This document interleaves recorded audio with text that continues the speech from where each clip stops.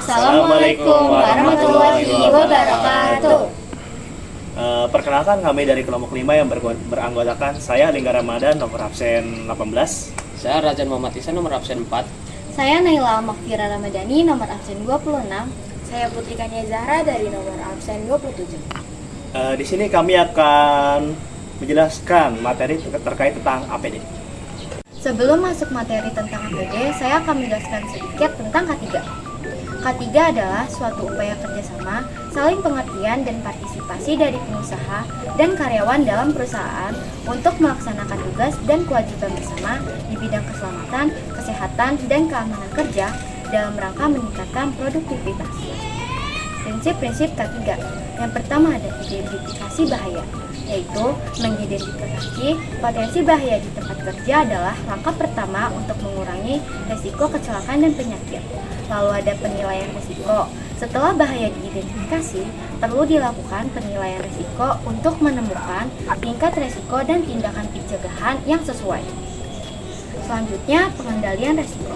Mengimplementasikan langkah-langkah untuk mengurangi atau menghilangkan risiko, seperti alat pelindung diri atau APD, pelatihan keselamatan, dan modifikasi proses kerja. Lalu penyediaan informasi dan pelatihan, memberikan informasi dan pelatihan kepada karyawan mengenai bahaya, cara pencegahan, dan tindakan darurat.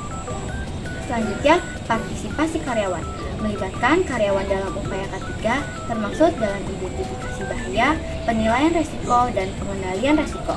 Lalu, pemantauan dan evaluasi, melakukan pemantauan rutin dan evaluasi efektivitas program K3 untuk memastikan bahwa langkah-langkah yang diterapkan berjalan dengan baik dan melakukan perbaikan jika diperlukan. Selanjutnya, perbaikan berkelanjutan, menerapkan pendekatan perbaikan berkelanjutan untuk meningkatkan standar K3 dengan memanfaatkan feedback dan hasil evaluasi. Yang terakhir ada kepatuhan terhadap peraturan, memastikan bahwa semua aktivitas K3 sesuai dengan peraturan dan standar yang berlaku. Selanjutnya, apa sih APD? APD merupakan kelengkapan yang wajib digunakan saat bekerja, sesuai bahaya dan resiko kerja untuk menjaga keselamatan pekerja dan orang sekelilingnya. Kewajiban ini sudah disepakati oleh pemerintah melalui Departemen Tenaga Kerja Republik Indonesia. Alat pelindung diri merupakan alat yang sangat penting untuk menunjang kesehatan dan keselamatan bagi pekerja, terutama untuk bekerja di bagian lapangan atau industri. Dasar hukum penggunaan alat pelindung diri induk dari Peraturan Perundang-undangan K3 adalah Undang-Undang 1970 tentang keselamatan kerja. Jenis alat pelindung diri K3 dan fungsinya. Pertama, ada pelindung kepala. Alat pelindung untuk kepala bisa berupa helm, pengaman, atau disebut safety helmet, topi, tudung kepala, penutup atau pengaman rambut, dan lain-lainnya. Alat ini berfungsi untuk menjaga kepala dari kemungkinan terjadinya benturan, kejatuhan benda keras atau tajam dan terpukul pada bagian kepala. Kedua, ada pelindung wajah. APD yang digunakan untuk melindungi area wajah termasuk mata yaitu kacamata pengaman, face shield, goggles, masker selam, dan tameng muka lengkap dengan kacamata pengaman yang menjadi satu. Alat pelindung wajah ini berfungsi untuk melindungi organ mata dan muka secara keseluruhan, terutama dari bahan kimia berbahaya, partikel kecil yang melayang di udara, dan permukaan air. Yang ketiga, ada pelindung telinga. Untuk melindungi organ telinga, pekerja perlu menggunakan APD K3 berupa penutup ke telinga atau earmuff, bisa juga menggunakan sumbat telinga atau earplug. Alat ini efektif melindungi telinga dan suara bising dan tekanan tinggi. Yang keempat, ada pelindung saluran pernafasan. APD K3 untuk melindungi organ pernafasan bekerja dengan cara menyalurkan udara bersih ke dalam saluran pernafasan atau menyaring cemara di udara agar jangan sampai masuk ke dalam paru-paru. Alat pelindung untuk pernafasan terdiri dari banyak jenis, di antaranya yang paling umum ada masker, respirator, dan catering. Kemudian ada juga kanister, airline, respirator, dan lain-lainnya. Yang kelima ada pelindung tangan. Pelindung tangan yang umum dikenal adalah sarung tangan. Alat pelindung ini memiliki fungsi untuk menjaga tangan juga jari-jari tangan dari suhu panas atau dingin. Selain itu, juga untuk melindungi tangan dari api, radiasi, bahan kimia, arus listrik, goresan, infeksi virus, bakteri, dan jasa teknik.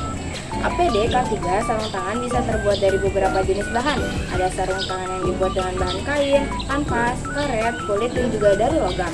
Penggunaannya disesuaikan dengan kebutuhan dan jenis pekerjaan pegawai. Nah, yang keenam ini ada pelindung kaki. Nah, APD K3 untuk melindungi kaki ini yaitu berupa sepatu keselamatan yang jenisnya dibedakan sesuai jenis pekerjaan. Ada sepatu keselamatan yang digunakan untuk pekerjaan peleburan dan juga pengecoran logam. Ada pula yang dipakai di tempat konstruksi bangunan serta jenis sepatu khusus untuk lokasi kerja lainnya. Sepatu keselamatan digunakan agar kaki dapat terlindungi dari tertimpa barang, terbentur, benda berat, terkena cairan bahaya dengan suhu yang tinggi atau terlalu rendah. Nah, yang ketujuh, ada pakaian pelindung. Nah, APD K3 dalam bentuk pakaian pelindung bisa berupa rompi atau vest, jaket, celemek atau apron atau coveralls, dan pakaian pelindung lainnya. Baik yang menutupi seluruh bagian tubuh ataupun hanya sebagiannya saja. Pakaian pelindung ini memiliki fungsi melindungi tubuh sebagian atau seluruhnya dari bahaya temperatur yang ekstrim, bisa panas atau terlalu dingin. Yang kedelapan, ada alat pengaman di ketinggian, alat pelindung diri K3 dan fungsinya. Dalam Permen Tenaga Kerja dan Transmigrasi nomor 8 tahun 2010, alat ini disebut dengan istilah alat pelindung jatuh perorangan. Artinya yaitu alat yang berfungsi membatasi gerak badan pekerja supaya tidak terjatuh atau menjaga agar pekerja tetap berada pada posisi yang diinginkan dalam keadaan tergantung. Jenis alat pelindung dari ketinggian terdiri dari tali pengaman atau safety rope, sabuk pengaman atau harness, tali koneksi atau lanyard, dan juga karabiner. Untuk alat penjepit tali ada rope clamp, alat penahan jatuh atau mobile fall arrestor, dan alat penurun atau descender. Nah, yang terakhir itu ada pelampung. Nah, pada beberapa lokasi kerja, pelampung perlu disediakan sebagai standar APD K3. Alat ini berfungsi menjaga pengguna yang sedang bekerja di atas permukaan air atau di atas air, supaya tidak tenggelam. Nah, jenis pelampung ini biasanya digunakan dalam industri, diantaranya adalah jaket keselamatan atau life jacket, lalu ada juga rompi keselamatan atau life vest, dan juga selain itu untuk mengatur keterappungan ada alat yang disebut buoyancy control device.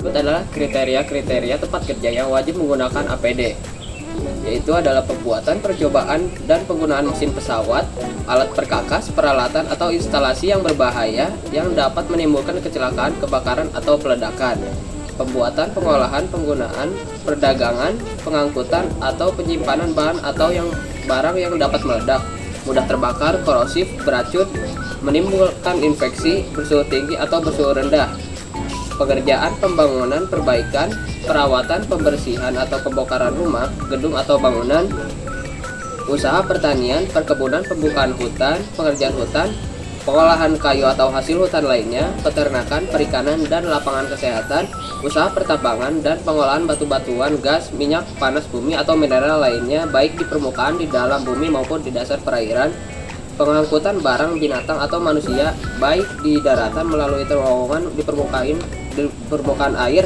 dalam air, maupun di udara, penyelaman, pengambilan benda, dan pekerjaan lain di dalam air, pekerjaan pada ketinggian di atas permukaan tanah atau perairan, pekerjaan di bawah tekanan udara atau suhu yang tinggi, usaha yang berpotensi menyebar suhu kelembapan, pembuangan atau pemusnahan sampah atau limbah. Dan video penjelasan dari kami terkait materi tentang APD, kurang lebihnya mohon maaf. Wassalamualaikum warahmatullahi wabarakatuh.